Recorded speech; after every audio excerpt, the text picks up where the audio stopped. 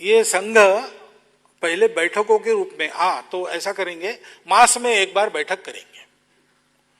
अब मास की बैठक का अनुभव ऐसा आया कि पहली 2-4 बैठकों में तो लोग आए, बाद में बुलाना पड़ा, बाद में बुलाने पर भी नहीं आना शुरू हुआ।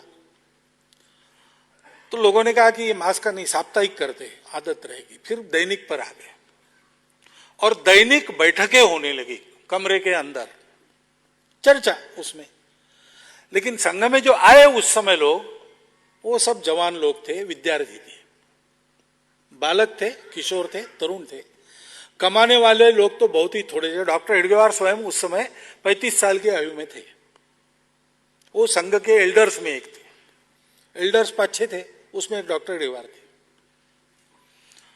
तो जवान लोगों ने सोचा कि ये क्या, रोज आकर कमरे के में अंदर बैठकर, अरे भाई जवान लोग हैं, कुछ हाथ पैर हिलाएंगे, तो चलो शारीरिक कार्यक्रम करेंगे, मैदान पर कबड्डी खेलेंगे। बाहर क्या कर सकते हैं, कबड्डी खेलो, छोटे छोटे खेल खेलो। फिर लगा कि नहीं, थोड़ी शस्त्र विद्या भी, अभी लड़ाई का समय है, तो फिर अखाड़े हैं, अखाड़ों में जाओ। ये बाहर जब आना शुरू हुआ तब शाखा शुरू हुई। संघ स्थापना के 3-3.5 महीने के बाद फिर शाखा शुरू हुई। और क्यों शुरू हुई, डॉक्टर हेडगेवार ने नहीं कहा शुरू करो, ये उस बैठने वाली टोली के चर्चा में से एक सहमति बनी और वो हुआ। डॉक्टर हेडगेवार चाहते थे रोज लोग जमे, लेकिन उन्होंने ऐसा कभी कहा नहीं। कार्यकर्ताओं के हाथ में दे दिया, ये करना है काम, ये करना है, कैसे होता है प्रयोग करो। ऐसे ही विकसित हुआ। फिर लगा कि वो लाठी काठी वगैरह तो अपना यहाँ है, राज कौन कर रहा है, अंग्रेज। अंग्रेज क्या करता है, वो परेड करता है, अपने को भी परेड आनी चाहिए।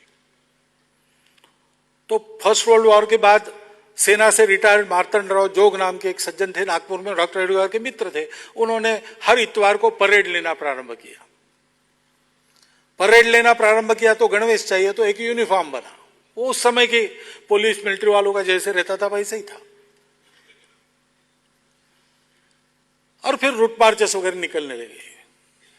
फिर अपना बैंड भी चाहिए, तो वही मिलिट्री बैंड का अनुकरण करके हमारा ये टूटा फूटा बैंड बना। लेकिन ये सारा जो बना, ये कार्यकर्ताओं की चर्चा में से बना। डॉक्टर हेडगेवार ने ऐसा नहीं कहा कि राष्ट्रीय स्वयंसेवक संघ शुरू हुआ, उन्होंने संघ शुरू हुआ ये कहा। और लोग जैसे शाखा में लोगों को लाने लगे तो लोग पूछने लगे आपका संघ कौन सा है।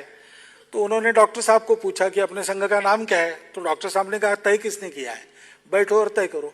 बैठक हुई, 16 लोग आए, 3 नाम प्रस्तावित किए गए, चर्चा हुई, मतदान हुआ और बहुमत से पारित हुआ राष्ट्रीय स्वयंसेवक संघ। डॉक्टर हेडगेवार ने राष्ट्रीय स्वयंसेवक मंडल संघ स्थापना के 2 वर्ष पूर्व तक चलाया था, लेकिन उन्होंने ये नाम बताया नहीं किसी को।